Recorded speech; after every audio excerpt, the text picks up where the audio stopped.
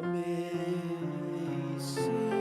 grace, how sweet the sound that saved a wretch like me.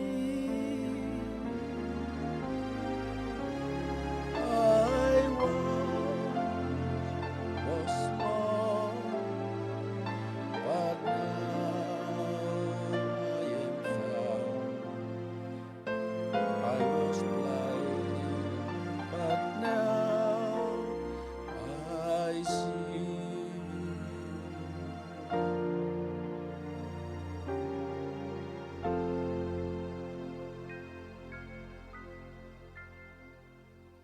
Amen.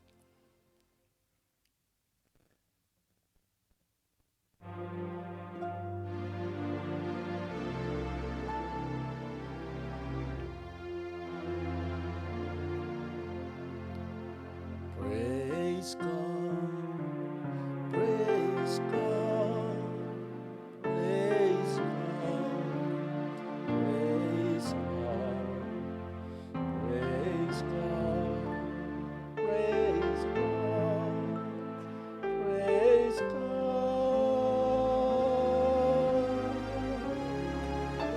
God, praise God,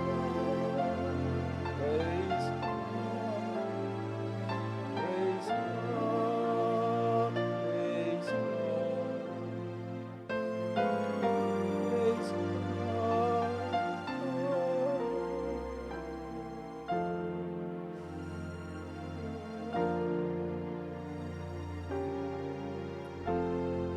Hallelujah.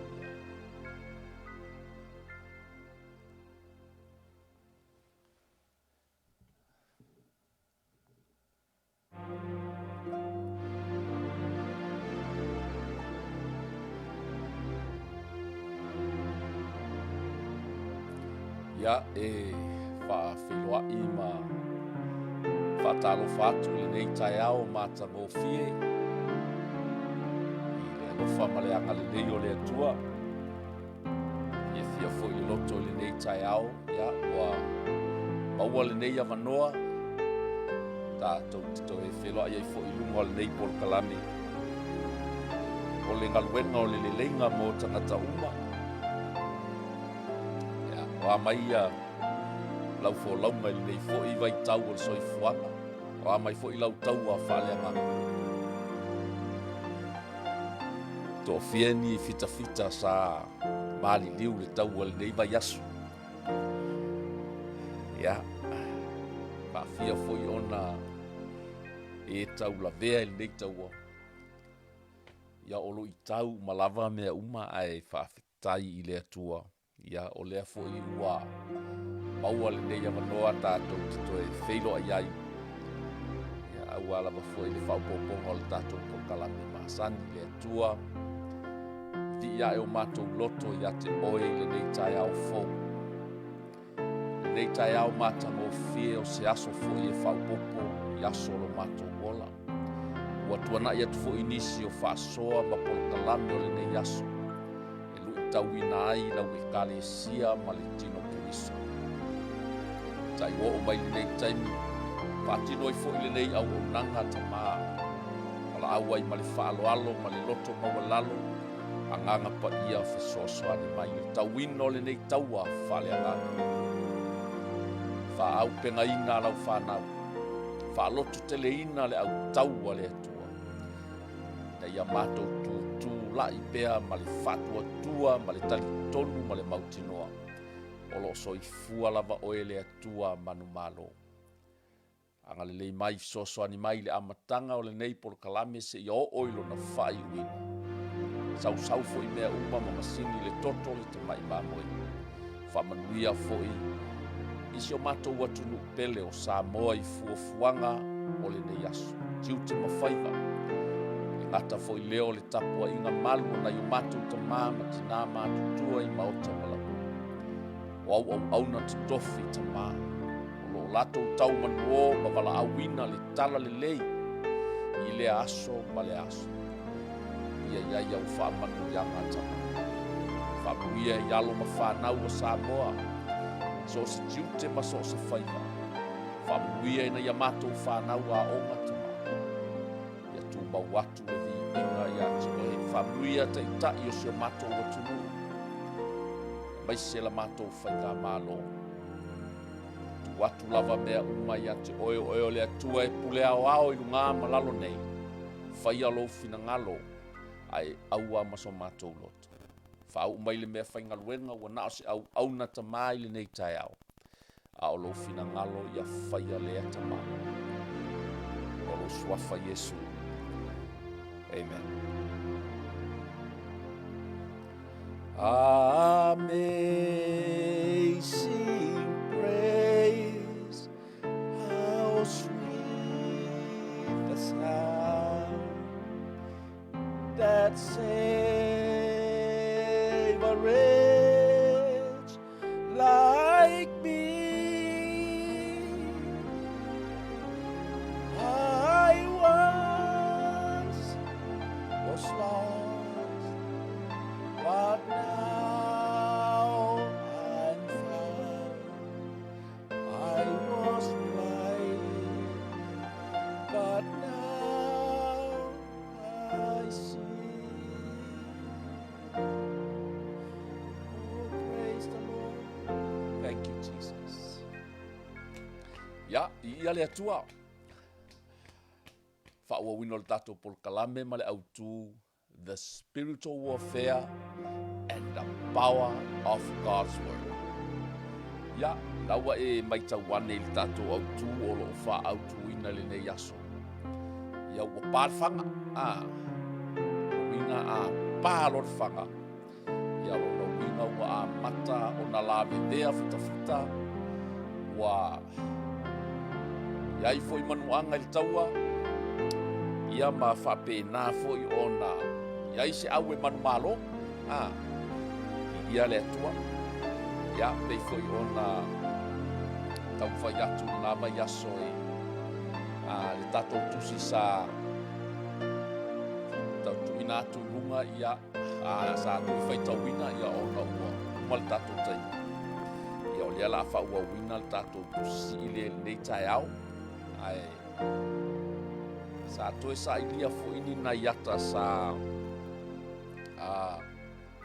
whapena ona manatu e ia e whamaunia sa mawhai ona toe sa ilia ata na whaila e mawhai ona Yeso taimi e te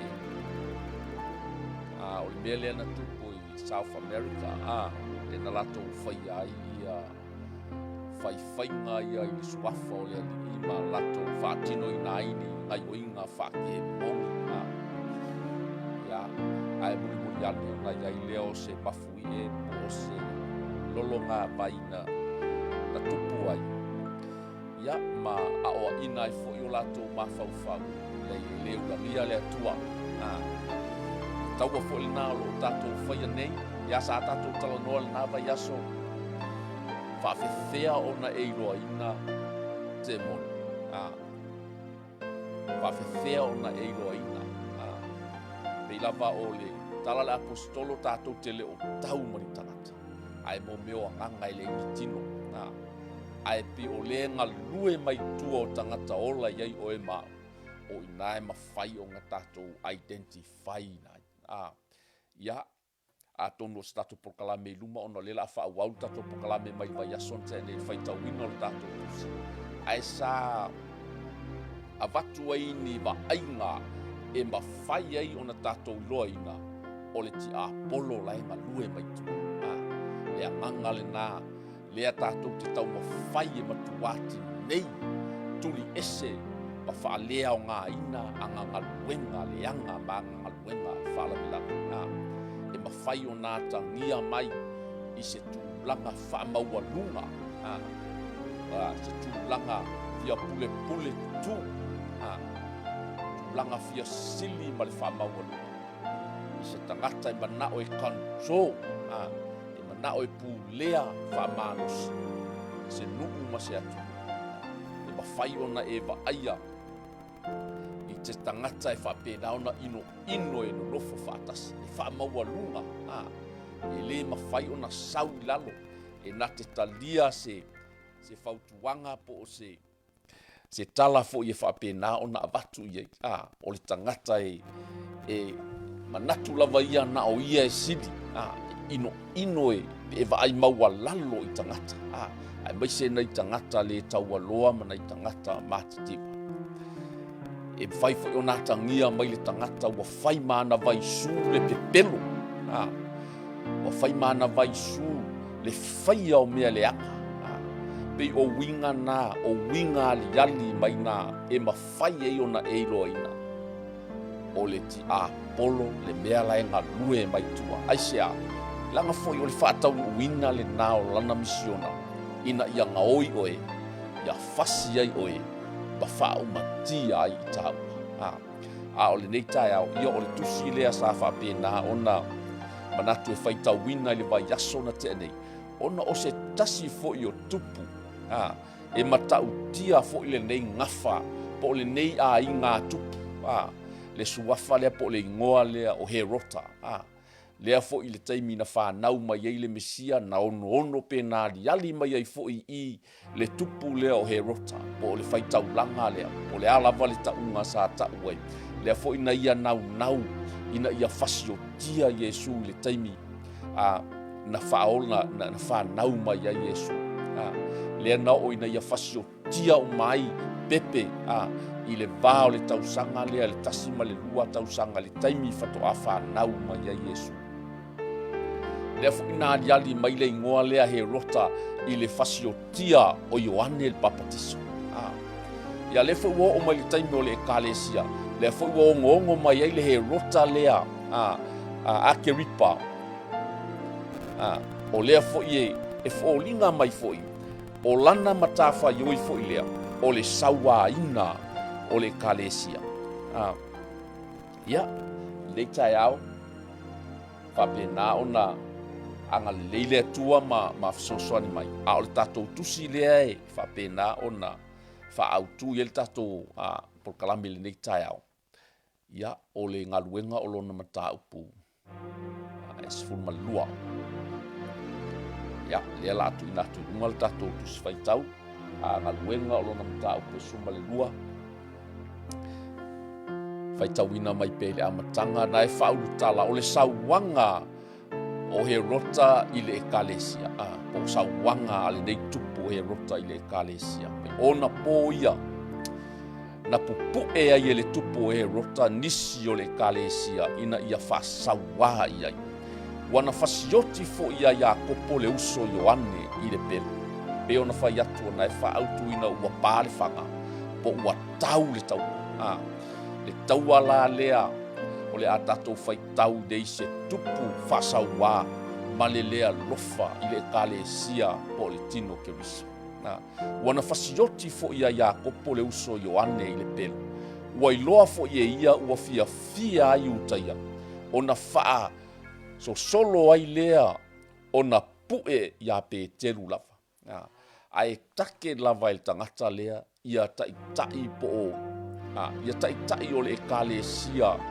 I le fou o le ekalesia I le taimi o nai au apostolo la ia o loo fai matai o le ekalesia lea ua take le nei tupu whasawa ma le lea lofa ma le wha maualua lea wana fasiotia Iakopo le uso Ioane ia le atua o le mea e vai le fai upe tolu fa mai ua iloa foi e ia ua fia ai utaia sila lea vai mantua foi o tangata Israelu po tangata I utaia po le au Jiusia o tangata ia wa o lea e fōlinga mai e fia pe lato te lango ina le angava tau o le nei tupu le alofa ma le whamaualunga ma le fiasili ina ia tinei le tala lelei ina ia whalea o ngā ina le mau le au apostolo e ala ia Yesu Keriso a tu fo I se si tu whaalata mai po I lato o lato tau mawhai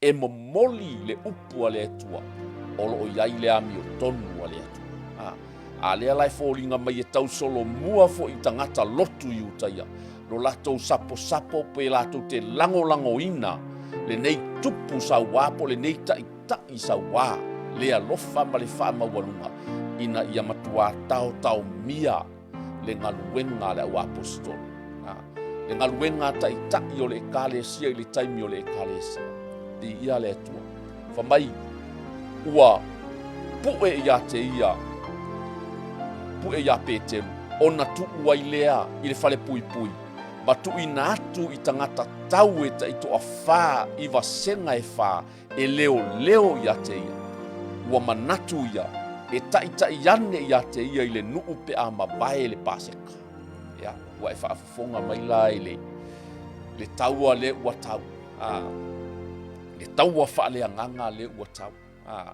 o le a foʻi le o a foʻi aʻu pega o loo faaogāina e le au apostolo ma le ekalesia i le tauina o lenei taua o le ala mea ua tupu ua maliu lesi taʻitaʻi o le au apostolo po o le taʻitaʻi o le ekalesia kerisiano i lea taimi si apostolo ia iakopo le uso ioana a le ua faasolo mai ia petelu le ua puʻe foʻi petelu saisai ma tuu le fale puipui ma tuuina atu iai tagata tau e tā e taʻitoʻafā i vasenga e fai e leoleo ia te ia ua manatu ia ina ia seʻi mavae le paseka ona amai lo lea seʻi fai lona faamasinoga ou te mautinoa foʻi o inā e fai ai lona iʻuga e lenei taʻitaʻi sauā ma le lea alofa fai upe 5 o lenei ua leoleoina petelu i le fale puipui a ua faia le tatalo faatauanau i le atua e le ekalesia mo ia. The spiritual warfare starts. O le ua pārewhanga ua amata le taua, ua oki ka mai kasi a le vaenga le atua. Ua oki ska mo Iakopo, se tasi o taitai au. A le ua pue pekelu, loka le fale puipui, a eva ai le leoleonga o pekelu le i whamaia. Ua tuina atu tangata tau e taito a whā i wasenga e whā e leo i ate ia. O lona winga e le se o se matua i puipui ngā malu to e matautia e le mawhai e se tasi po se pangota o na sola e se maia. Ia, ai wha wau pēa lau sila malau whaafonga mai le nei tai au i le taua le ua amata. O le nei ua leo ina pētelu le whale puipui a ua whaia le taua Faaleagaga po le tatalo whaataua nau i le atua a le ekalesia. But while Peter was in prison, the church prayed very earnestly for him. Le taua la lea na o whai atu ai, lea tātou te whaamalamalama ina, lea ua pārewhaka. Lea la ua tau mai le tupu, maana fita, maana vai ngā au le tau whaale tino la tau te loka i le whale puipui ma whasioti ai se tasi o taita. Ao lea ua tutu le kalesia i le taua Faaleagaga. Amen. E lei whaapea na whai mai, wasai pēteru, ai watu le kalesia malako koi malako sapelu malako fanga se iwa ai e fasioti e fo ile tupu po o ai lava fita i sai ia pete ai famaya. The church prayed very earnestly for him. Wa faia le tatalo faataua nau i le atua ele kalesia mo pete ya ia le atua ia se kakova ai po le ale o le ale i mea ngā o iai, o le whaasao loto ina o pēteru. Mai le whale puipui. Amen.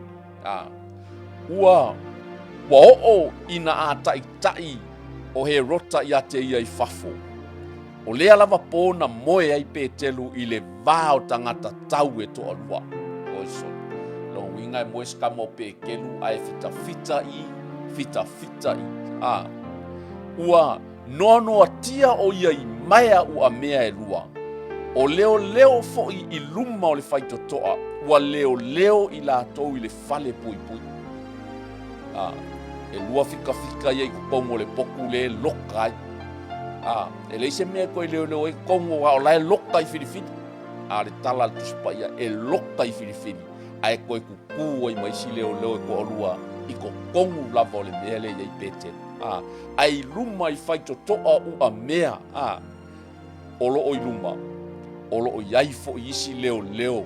Olo o latou leo ina I le fale pui pui. Amen.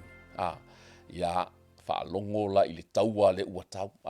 Banga kua fo I le e leo I le fale pui pui ma loka I pe kelu I. La e kau mai le kaua whaaleagaga I le fale. La e kau mai le fale le kaua whaaleagaga. Whamaia. Whaauta fo I o le angelua le ali ua tū mai. Ua pupula mai fo I le malama I le fale.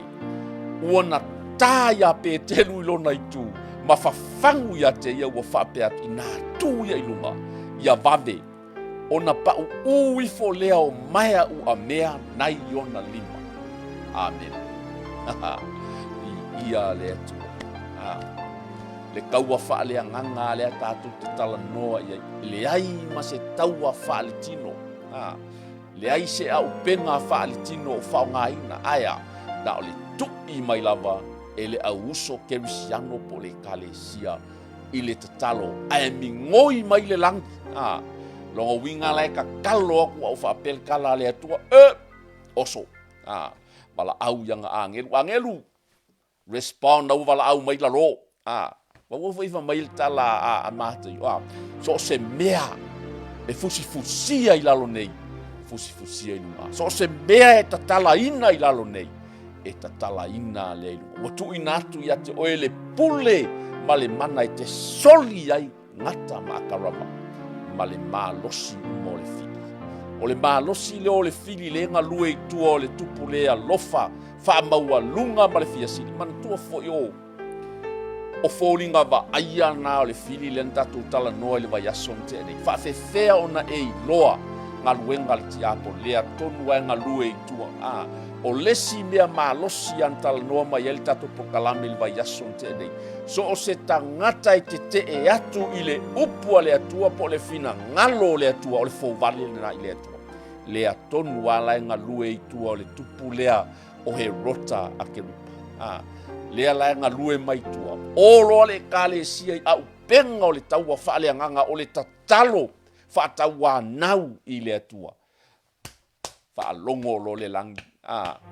Whaafofonga lo le langi. Command lo le au taua le langi. O le ale mena bai. O na saua I lo le angelu o le ali. Ua pupula mai le malama I le fale. Amen. Po o le ale pongi sā. Po o le ale lo loto. Po o le ale mea na e sai ai oe. Pe o le sai ngau pe te alu e sai filifili ua mea. Ai ngā aki mai ale malama o fofonga o le etu. Ua pupula mai I le fale.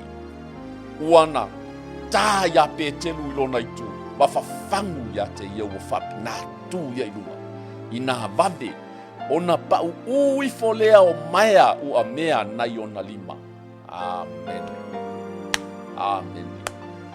Ia le atua. Kongo ele o saisaia o eni ua mea. Kongo ele o saisaia o eni maia ua mea. O wanga luenga umalki a polonga e saisaia I oe. Le taua lea ua tau.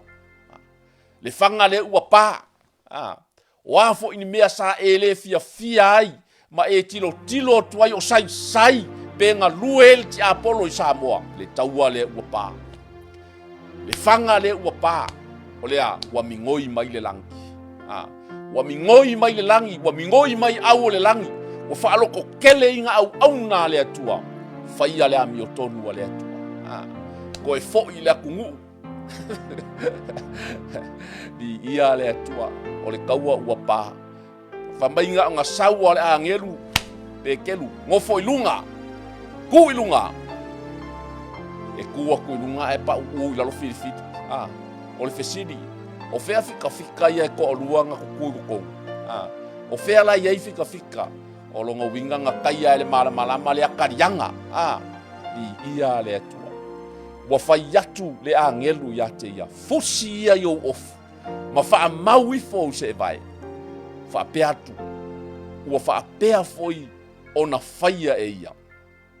wana fai atu fo ia te ia ina pulu ia lo off ma muli mai ia te ka lo fai o lona winga nga sai ke le ngoa lava ska mo pe ke lu kongo le fale pui le malulu ya ke le iloa e fua ia i longa winga nga kakala ese o nga off ave ese mase e vai awa le ua fa kongo le angelu ku ilunga fai lo off fai o se e vai o fai atu fo ia te ia pulu ia lo off ya no winga e malulu pe ma ko lu ama kanga malulu ma muli mai atea amen ia le atua ona lulea o ia i fafo wa muli atu ia te ia wa le iloa e ia wa moni le mea wa faia le hangelu sa manatu o ia wa vaia se faalinga po la mo sa valis kama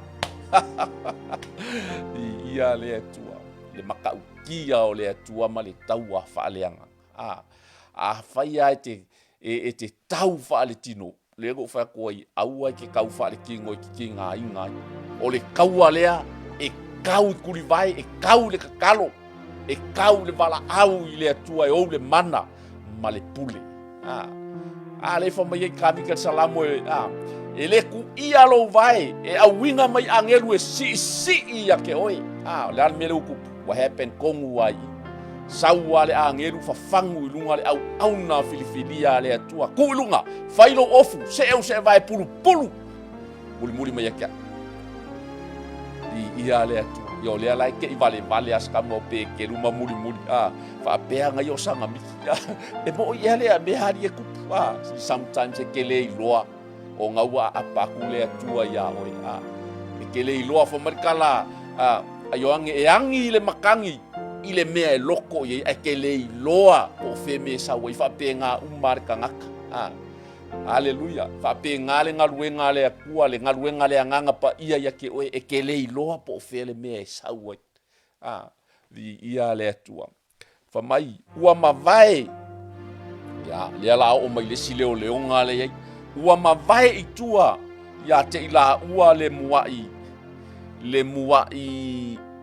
leonga malona lua oison wa va ai mai longo winga Afrika ye o le si leonga le i o aku apas ya o aku le longa lua o inga le makua secure le security le ngai le nga pui e skamo peke ma vai le mua ma vai le leonga longa lua o nga o atu lea o ila o ile pui wa mea e o atu ai ile ai ua makala fua lea ya te ila ua malao atu lea ifafo masaba vali atu ile ala etasi ua tu ua loa lea o ia ile angel wow amen I don't know about you kasial ke mingo wo ol fal pui lea ke le fal pui ai ngo walu e faile Polokalame le fal pui el ke mingo makowo ia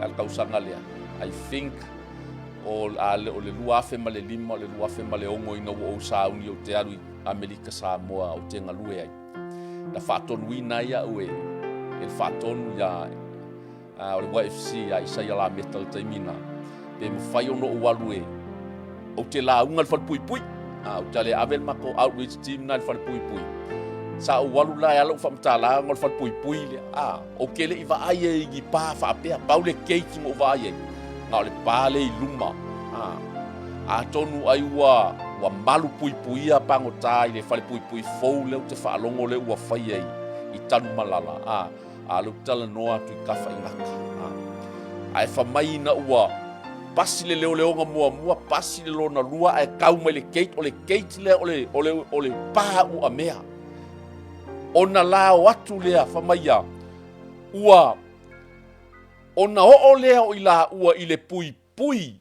u amea e watu wai ile ai ua matala fua lea ya te ila ua wow ia le atua o fai aku foi o le kaua ngei ele o se kaua ele ai masesi ngaru kakala o ai ka ilea lou ka ilea lou Lo puluvanga lea, lo atua lea ke whaakua ia. Longa winga esele angelu lea kui, esele angelu lae, makua wha momoe lae wange pupungi makau. Wa alefa me o leo leonga, afe o leo leonga mua, o isi fika le i, o isi fika le i, e mau ki ngoa fo inga yengi fika le keiki lea, po le fai kokoa ua mea lea, o lan mauku, ka waso mamaka. Ai se langa lenga i le pupula lea nga pupula mai lunga le fale pui. Mangkua foi oe, a o inga sause pupula fa pe malos, e pongi sa i lau vai. Ke mangako le kaimianga pa ua i le pupula ma le mamalu o le akua le ngofuanga lea, nga pongi sa umamaka o fika po o leo ia sai kongo le fale pui. Lai se singa koe pupula. Fa fenga e fa maukino. Al waku ale angelu a mai pe kenu i fafu. Ai la sa ia isi leo e ko lua i. Pasi mai le leo nga mua, pasi le leo nga longa lua, ai o mai le kate. Wa makala ku le kate. Haleluya. Ona la watu le i fafo. Masava vali atu i le ala etas. Ona tu ua loa lea o ia ele angelu. Amen. Sawa kamai ki ole ami mai le langi, pingi mai ya ko pingi mai ya, ki lia uma mai le fili, ki lia uma mai me nga polokai, ku sa o le ala ia alu loa, sa vali loa o pekelu. Nga ua e sa oloko. Fato a mau manatu ai le o petelu. Ona fa apea lea o ia. Wa o loa nei e moni, wa awina mai e lea li ila na angelu. Mana lave hai mai o ia te au ai le 5 o he rota. Ma le whaatua tuanga lava o le nuu o iutaia. Le ua koe mention te manga o ai ka ule mea le 5 o he rota. Ma le kale sia iukaia. Ma le loku iukaia. The spiritual leaders. The religious people. Lea i. Whamaia. Ua au iloa nei e moni ua awina mai e lea lii lana angelu.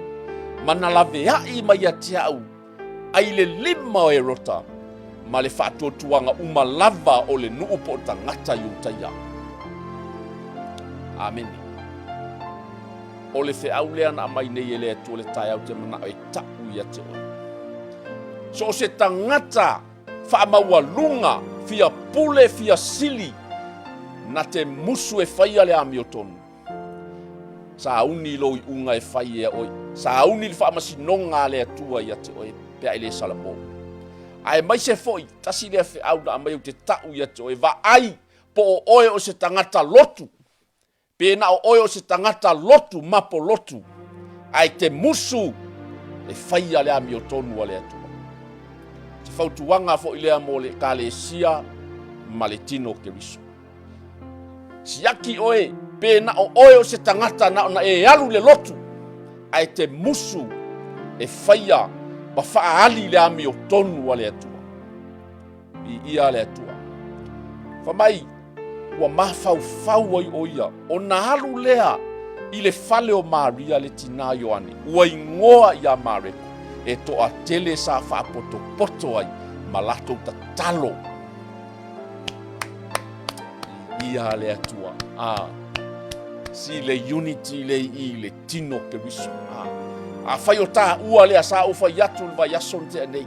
Le amatanga o le Polokalame nei na o tala no le Taua Faaleagaga. O te tilo atu lata mai nei.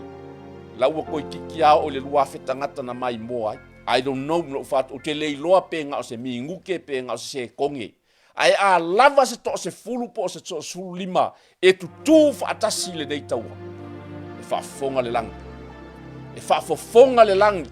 Ai sea, langa o le Taua Faaleagaga o a upenga o le nei taua. E le whaale tino ai whaamalo sia e le anganga o le atu.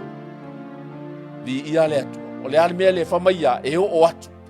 E toa tele na whaapoto ai malato ta talo. Toa fia ni kerisiano o loo tutule nei taimi e ta talo mo Samoa. Toa fia ni tangata o loo tutu. E le whaitio e le tau whaaletino e le tau whaaleanga. Ai tu e ta talo ma wala au i le atua. Mo taʻitaʻi o Samoa. Ia le atua. Whamai e toa tele na whaapoto-poto ma lātou tataru. Ameni. Ia le atua le tai au. Ma naia tele le tai. Ia. Ia le atua. E o fo ilai nei vaenga ia sa tatalo. Ele i tali tonu fo i. E ma naia vo ile si vaenga le mai. Ua iloa fo i. E ia le leo petelu. Ua le tatalaina o le teine la leo rosa le na momo e mai na watu i atu petelu. Mai wailoa ia le leo petelu. Ona olona excitement malona fia. Instead of coming to open the door for Peter, ai fa mai waka moe ma le oli. Ua momo e le fale ma fai atu. Ua tu mai petelu fai kitoa. Ia le atua. Ua fai mai la tau ia te ua e valea. Loga winga ia i foi lau ka kalo le karikong. Amene. O le taua faaleagaga. O a upenga faaleagaga. E tau le fatuatua ma le tali tonu i le mana o le atua. Mai ke valea. Ua e valea. Ua finau atu pea o ia e moni lava. Ona whaapea mai lea o i lātou o lana a ngelu ia. Ia le atua. E karikongu le au kakalo i le angelu. Angelu le nkakalangoa le vaso kia ngei salamo e iwa kas. Nga ke sapo oe. Ngei ku ia lo vahe i se maa. Amen. Ua tu ia tu pea pe telu. Ona tatala lea i lātou ua i loa atu ia te ia. Ona matua ofo ai lea o lātou. Amen. O ai ale ofo. O ai se si ale ofo. Even myself. Wa makua i o ofo. I le matau tia o le atu. Sa moa se watu pele malau whaafofonga i le nei taia. Le whanga le ua pā. Le ua whaingoa le tato Polokalame ua pā le whanga. Ua fio mai le atua e tau le taua. Ai sea, langa iai tangata lai tutu matatalo i le atua. I le a mio le tonu le atua na te le whaangalo ina. Sa ungalue ngā lofa. Amene. Sa ungalue ngā lofa. Ia i lātou o loo whaia le fina ngalo le atua. Amen. Vi ia le atua. Le afo i sau maa na tongi. Le asau tupe na lafo. Le asau sao na e ave. I le tau sa i linga o le nei ami o tonu. E le ngalo i le atua. Lau fatu na e tuto. A ua talo atu o ia i lona lima ia te i lātou. So ia le tau tala. Ona wha matala atu lea ia te i lātou. Lona taita ina mai e lea lii. Nai le fale pui. Wana whai atu foi. Ia outou tala atu ia mea ia kopo ma le auso. O na alu lea o ia i fafo. Ua alu i le tasime.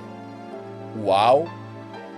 O na tele ai lea o le atu vale o tangata tau.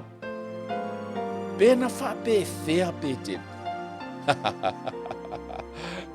Ia ua e whaalong wa a makaonga meme vai wa a makaonga keke. Le au kaua ka mohe rota. Po le au kaua le fili. Ia le atua. Ua sa ili fo i e rota ia te ia. Ua le maua. Ona wha masino lea o ia i leo ma whai atu. Ia taita ina i lātou. I oti. O kou whaalongo la ia i le pule sa wā. Whaalongo ia i ngai leo ia e. Whao ngā e le ngei ka ngaka. Le ngei ka ngaka sa wā. Le ngei ka ngaka fia pule kuku. Anga whakongunga nga whaia i ngei leo le ka ngaka o le atua. Le ase sengo le keisi le ama le keisa Samoa. Le ai ma se sengo la uva ai le mea le ahe loka nga whai. Ma le mea la e kupu i Samoa. Ngai leo. Whakongu e whaia ngei mea. Sai fua ngei ka ngaka ele i se sala. Loka fua ngei ka ngaka ele i se sala. O le ala le mea le ua kupu. Nga saua o le akua ave ese. Langa au. Leu koe whaasanga mai. Koe whaasanga mai le mangwhi ai o lea li i lea. Whamaua lunga lea. Le loka lea, lofa lea. Ma le fia sili, ma le fia pule kuku. Le ale me whamai o ngā wha masingo lea o ia I leo ma whai yaku ia kai ka inga I la kou I oki. Ka lofa I ngai leo. Ka lofa I ngai leo. Le wha ko ngunga le ngai ka ngaka lea lofa. Le ua wha inga I fua ma ngai leo. I ia lea tua. O nā aru le o ia na Iutaia I Kaisareia ua nofo ai. E mo mai lo ma le aka muri. O le aka maa ngai ala le kau. Wa makua ika le fili o ia e loka. Ia tonu, turom sai tonu, a ua lato o mai a te ia ma le loto ngatasi, ua lato faa ole atu foi, ia paso le leo vaenga le leo te lea. Ole aso foi na ato faina, ua ofu ai he rota, I ona ofu fatupu. Ma nofo I le nofo alii, wala unga atu ia te ilato. Ona ala langa leo le nu, ole si ufofonga o se atua, ai le se leo o se tangata. Ona taia loa lea o ia le angelu o le ali. A ua le a vatu o ia le vi inga I le atua. Ona atiola ina loa lea o ia anufe ua oti ai. Sad story. Sad story. Le taunu unga o le tangata wha maua lunga ma le fia pule tu. Ma le manao a vatu le vi inga ia te ia tangata. A ua le avea I le atua tatau ia I le vi inga. O le alalona I unga. Ua taia le angelu le atua. Ona atiola ina I le o ia anufe ua oti ai. O se warning fo I lea. So o se tai. So o se tangata nuu. So o se tangata o loo tu le pule. Na te taita ia ai se atu nuu se ainga se kale sia. Se malo. Ia whaia lava le ami o tonu. Pule ma le alofa. Pule ma le ami o tonu.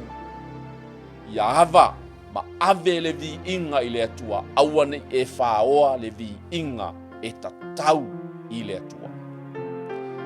So se tangata wha maua lunga fia sili, fia pule tutu, tau mawhai e control uma mea uma. O laenga lue mai ele ti Apollo. O lea lan me ua tupu, la ua aka mai ki Apollo, ai aki e angufi.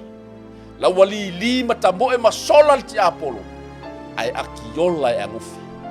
A ua fasio kia uma ingai leo, ngai lalo langa whakongunga, inga ia whaia whaasalanga, ile au ngā lea kua, ele ai sangasanga. Ele ai se mea e kakawai o ngā pui, o ila kou lo kau mawhai e kausi le ami o kou, ma momoli le kala le lei, o le upua le atua. Ka ko Polokalame ngā ni kai au. O le kaua le ngā le ua whai.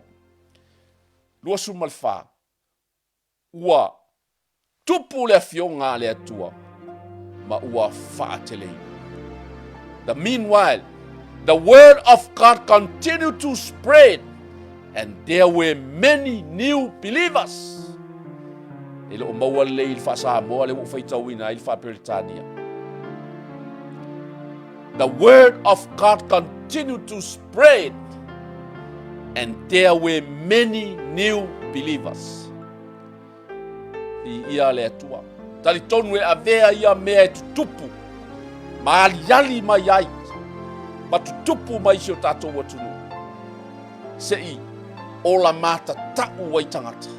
Sei whaalau tele ai le mālo le atua mai loa ai e tangata. E le ai se pule. E tū I le pule a le atua soifua. Le atu nuu a whaavae I le atua. Le atu nuu e pūlea e le atua. Le atu nuu kerusiano. Na talia e ona taitai. E avea ai le atua mahao. E avea ai le atua. Ma whaavae mausali o Samoa. Di ia le atua. Whaamanuia le atua I le neitai au. The word of God continued to spread, and there were many new believers. Talosia ia avea mea o loo tutupu, e whaima o a onga Taua, e salamo ai tangata e tōtele, e salamo ai tangata Samoa, E sala mo ai tangata fai mea pio mo fai mea leanga. Ai fo'i mai le atua. Ma le sala mo, ma le loto fa mawalalo. That's the only answer. Na paule nao le tali. E matala ai sai tianga. E malepe ma to ilalo ai ngaluenga le tia polo lo tau mawhai e Faaleagaga oe. E wha to ilalo oe fasi. Wha umatia. Ma Faaleagaga ina oe. O lou sala mo ma e toe li liu mai I le atua. E te olai. Ta maa whaaftai.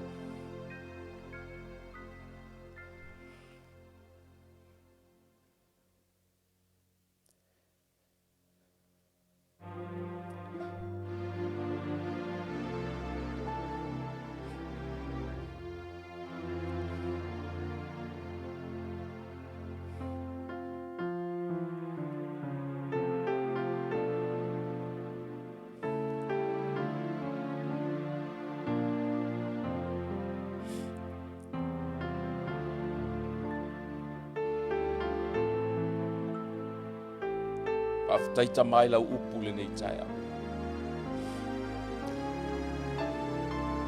Alu male mana lau upu le nei aso tama.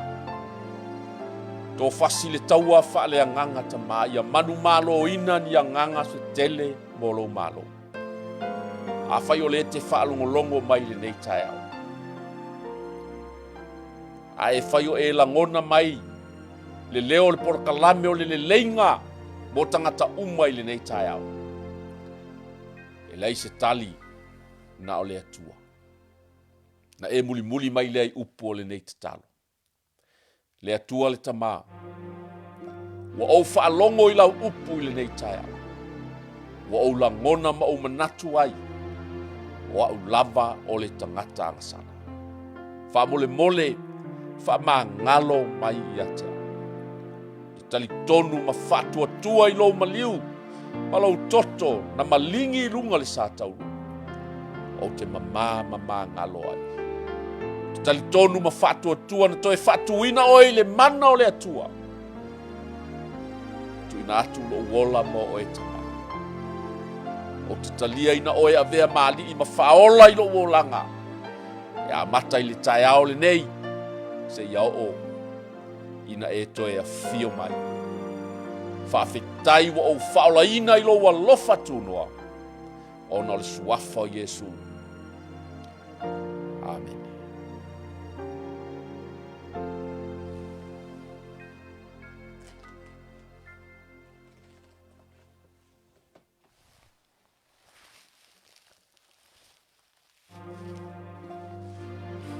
Ya, ia le atua le nei tae au. Watu pele sa moa o se whapoponga le nao le tatou Polokalame I le nei aso. Tauia ianga le lei mai le atua, whalau tele, whamana malama, whaato o toa, se au au nanga. Ia, I le nei fo I tae au malu ave I whale, ia, se ngana fo I ua sala. Whamangalo mai lau tō au auna. Ai mo le taimi nei whaafutai lo mafuta mai, lato uma, wompa anga le nei fo I TV, ke msiano le Global Kingdom TV, mai lato I fia pea e whanongolongo mai le nei Polokalame. Ia whamanuia te le atu le atua. Whai o mtiuto le nei yaso, ia tātou toe whelo ai fo I le nawa yaso, pe apu le alofa le atu e teita I atu e ilo tau soi fua, mso nei o lai mo le taimi nei, ia whato wha, wha soi fua ia, whamanuia le atua, tiu te mwhaiva.